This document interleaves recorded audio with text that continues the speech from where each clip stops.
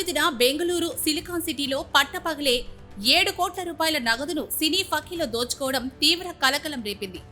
ఏటీఎంలో నగదు నింపడానికి వెళ్తున్న ఏజెన్సీ వాహనాన్ని కేంద్ర ప్రభుత్వ స్టిక్కర్ ఉన్న కారులో వచ్చిన దోపిడీ దొంగల ముఠ ఇన్కమ్ ట్యాక్స్ అధికారులమంటూ క్యాష్ వెహికల్ ను అడ్డగించి వాహనాన్ని తనిఖీ చేయాలంటూ వ్యాన్లోని గన్మ్యాన్ ఇతర సిబ్బందిని కిందకు దింపేశారు.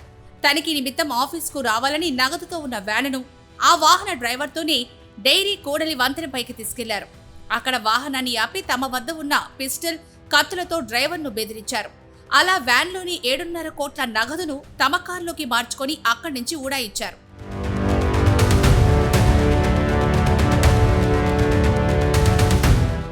ఏడు కోట్ల రూపాయలను పట్టపగలే దోచుకోవడంతో బెంగళూరులో తీవ్ర కలకలం రేపింది. ఈ భారీ దోపిడీపై బెంగళూరులోని సిద్ధాపుర పోలీస్ స్టేషన్లో కేసు నమోదైంది. అయితే దోపిడీకి సంబంధించి కేసును విచారిస్తుంటే పోలీసులకు దాని లింకులు ఏపీలో బయటపడ్డాయి. ఇందులో 2 సాఫ్ట్వేర్ ఇంజనీర్లు కూడా పాల్గొన్నారని అనుమానించిన కర్ణాటక పోలీసులు ఆ దిశగానే దర్యాప్తు ముమ్మరం చేశారు. బెంగళూరులో పలు రకాల ఆరోపణలతో సస్పెండ్ అయిన ఓ మాజీ కానిస్టేబుల్ డైరెక్షన్లోని ఈ దోపిడీ జరిగిందని నిర్ధారించారు. అలాగే చిత్తూరు జిల్లా గుడిపాల మండలానికి చెందిన 2 సాఫ్ట్వేర్ ఇంజనీర్లు, కుప్పంకు చెందిన మరికొందరు నిందితులు ఇందులో ఉన్నట్లు గుర్తించారు.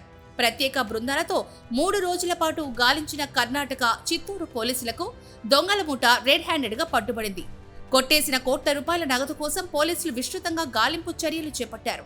దీంతో ఆ నగదును ఎక్కడ దాచాలో తెలియక పలు ప్రాంతాలకు మారుస్తున్న సమయంలోనే దొరికిపోయారు. సీసీటీవీ ఫుటేజ్ ఆధారంగా దర్యాప్తు చేయగా అసలు బండారం కాస్త బయటపడింది.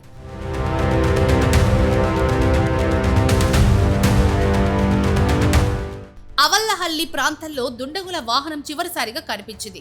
యూపీ 14BX 2500 నెంబరున్న ఇన్నోవా వాహనంలో నగదును తరలించిన దుండగులు ఆ వాహనాన్ని చిత్తూరు జిల్లా గుడిపాల మండలం రామాపురం చర్చి వద్ద వదిలేసినట్లు పోలీసులు గుర్తించారు. గుడిపాల మీదుగా చిత్తపార గ్రామానికి వెళ్లి కొద్దిసేపటి తర్వాత తిరిగొచ్చినట్లు నిర్ధారించారు.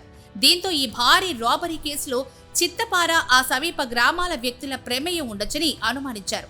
ఈ అనుమానంతోనే కర్ణాటక పోలీసులు చిత్తూరు జిల్లా పోలీసులతో కలిసి చిత్తపార గ్రామంలో తనిఖీలు చేపట్టారు. అప్పటికే ఓ ఇంట్లో రహస్య ప్రదేశంలో నగదును దాచిపెట్టారు నిందితులు. 2 రోజుల పాటు నగదును పలు ప్రాంతాలకు మార్చిన దొంగలు చివరికి నవీన్ అనే యువకుడి ఇంట్లో పెద్ద మొత్తంలో నగదునిచ్చారు. నవీన్ ఇంట్లో 7.5 కోట్ల రూపాయల నగదును గుర్తించి పోలీసులు స్వాధీనం చేసుకున్నారు.